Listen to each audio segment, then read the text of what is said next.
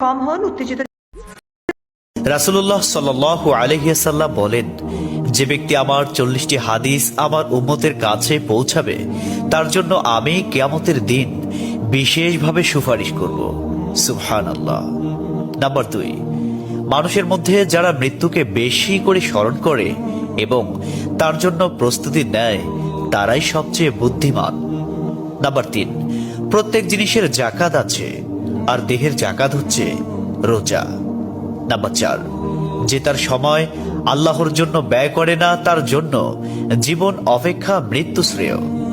Number 5, যারা সব সময় ইস্তিগফার তথা ক্ষমা প্রার্থনা করে তাদের সাথে উঠা বসা করুন, কেননা তাদের হৃদয় সবচেয়ে কোমল হয়। নাম্বার 6, তুমি যত সিজদা দিবে আল্লাহ তত গুণা তোমার মাফ করে দিবেন। সুবহানাল্লাহ। নাম্বার 7, সূরা ফাতিহা প্রায় 1000 রোগের ওষুধ।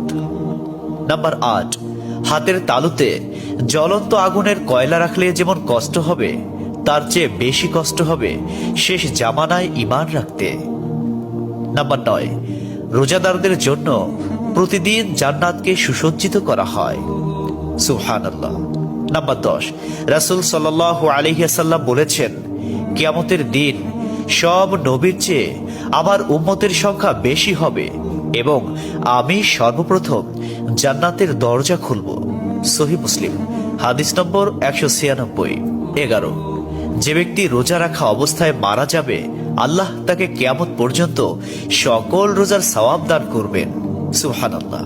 নাম্বার 12, যে ব্যক্তি ফজরের নামাজ আদায় করল সে আল্লাহর হিফাজতে চলে গেল।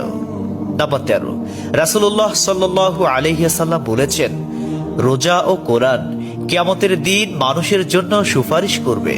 মুসনাদে আহমদ, হাদিস নম্বর 6626।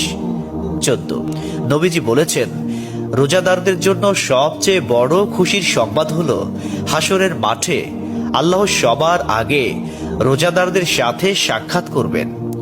সুবহানাল্লাহি ওয়া বিহামদিহি। 15, যখন রমজান আসে তখন জান্নাতের দরজাসমূহ খুলে দেওয়া হয়। 16, রাসূলুল্লাহ সাল্লাল্লাহু আলাইহি ওয়াসাল্লাম বলেন, যখন কোনো বান্দা আল্লাহর দিকে দুটি হাত উঠায় তখন তিনি তা ব্যর্থ বা শূন্য ভাবে ফিরিয়ে দেন না। তিরমিজি, হাদিস নম্বর 502। 17, হযরত মুহাম্মদ সাল্লাল্লাহু আলাইহি ওয়াসাল্লাম বলেছেন, একটি খেজুরের অর্ধেক হলেও দান করে জাহান্নামের শাস্তি হতে নিজেকে হেফাজত করো। সহিহ বুখারী, হাদিস নম্বর 6023। প্রিয় ভাইরা, নাম্বার 18, যদি ভালো হতে চাও তবে সর্বপ্রথম মিথ্যা বলা ছেড়ে দাও। 19, তুমি যখন রাস্তা দিয়ে যাও তখন আল্লাহর নামে জিকির করো, কারণ হাসরের দিন ওই রাস্তা তোমার নামে সাক্ষ্য দিবে। 20, তোমরা সব সময় উজু করো, কারণ কিয়ামতের দিন যারা উজুকারী তাদের হাত পা উজ্জ্বল থাকবে। সুবহানাল্লাহি ওয়া বিহামদিহি। 21, যার দুঃখ বেশি তার প্রতি আল্লাহর রহমতও বেশি। 22, যখনই নামাজে দাঁড়াবেন জীবনের শেষ নামাজ মনে করবেন। 23, যে মহিলা গর্ভাবস্থায় 1 খতম কোরআন পাঠ করবে তার গর্ভের ওই সন্তান একজন নেককার বান্দা হিসেবে দুনিয়াতে আগমন করবে। সুবহানাল্লাহ। 24, চুপ থাকার কারণে মানুষের যেই মর্যাদা হাসিল হয় তা 60 বছর নফল ইবাদত হতে উত্তম। সুবহানাল্লাহ। 25, রাসূলুল্লাহ সাল্লাল্লাহু আলাইহি ওয়াসাল্লাম বলেছেন, জান্নাতের সবচেয়ে নিকটবর্তী আমল হলো সময় মতো সালাত আদায় করা। সহিহ মুসলিম, হাদিস নম্বর 260। 26, যে ধোঁকা দেয় সে আমার উম্মতের অন্তর্ভুক্ত নয়। 27, তুমি জানো তুমি সঠিক তবুও তর্ক করো না, তর্কে জড়াইও না। 28, হযরত মুহাম্মদ সাল্লাল্লাহু আলাইহি ওয়াসাল্লাম বলেছেন, তোমরা বিপদে পড়ে মৃত্যু কামনা করবে না, বরং বলবে, হে আল্লাহ, যে পর্যন্ত জীবিত থাকা আমার জন্য কল্যাণকর আমাকে ততক্ষণ জীবিত রাখুন, এবং যখন মৃত্যু আমার জন্য কল্যাণকর তখন তুমি আমাকে মৃত্যু দাও। 29, সূরা ইয়াসিনকে কুরআনের হৃদয় বলা হয়। 30, হযরত মুহাম্মদ সাল্লাল্লাহু আলাইহি ওয়াসাল্লাম বলেন, মায়ের একটি কষ্টের নিঃশ্বাস 7টি দোজখের চেয়েও ভয়ঙ্কর, আর একটি সুখের হাসি 8টি বেহেশতের সমান। সুবহানাল্লাহ। 31, যে অন্যের বাবা মাকে গালি দিল সে যেন নিজের বাবা মাকেই গালি দিল। 32, রাসূলুল্লাহ সাল্লাল্লাহু আলাইহি ওয়াসাল্লাম বলেছেন, আমি যা জানি তোমরা যদি তা জানতে পারতে তবে নিশ্চয় খুব কম হাসতে এবং খুব বেশি পরিমাণে কাঁদতে। 30, মানুষ যদি মৃত ব্যক্তির আর্তনাদ দেখত এবং শুনতে পেত তাহলে মানুষ মৃত ব্যক্তির জন্য কান্না না করে নিজের জন্য কাঁদত।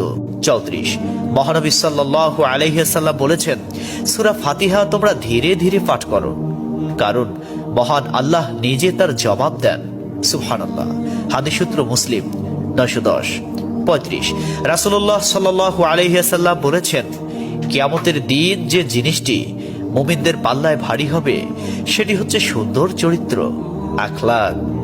আবু দাউদ হাদিস নম্বর 4101। 36, কবরের ভিতরের প্রথম চাপ পৃথিবীর সকল কষ্টকে হার মানিয়ে দেবে। 37, হযরত মুহাম্মদ সাল্লাল্লাহু আলাইহি ওয়াসাল্লাম বলেন, যে ব্যক্তির অন্তরে এক সরিষা দানা পরিমাণ অহংকার থাকবে সে জান্নাতে প্রবেশ করতে পারবে না। সহিহ মুসলিম হাদিস নম্বর 91। 38, কিয়ামতের দিন ওই ব্যক্তির জন্য সুপারিশ করা হবে যে প্রচুর শীত উপেক্ষা করেও ফজরের নামাজ আদায় করল। 39, নিশ্চয় মহান আল্লাহ নম্র, তিনি নম্রতাকে পছন্দ করেন। তিনি নম্র স্বভাবের লোকদেরকে যা দান করেন তা কঠিন স্বভাবের লোকদের দান করেন না। আবু দাউদ হাদিস নম্বর 4807। 40, কবর মানুষকে দিনে 70 বার স্মরণ করে এবং ডাকে। আল্লাহ সুবহানাহু ওয়া তাআলা আমাদের সঠিক জ্ঞান এবং বুঝার তৌফিক দান করুন এবং আমাদের এই সমস্ত হাদিস সমূহের উপর আমল করার তৌফিক দান করুন। আমিন।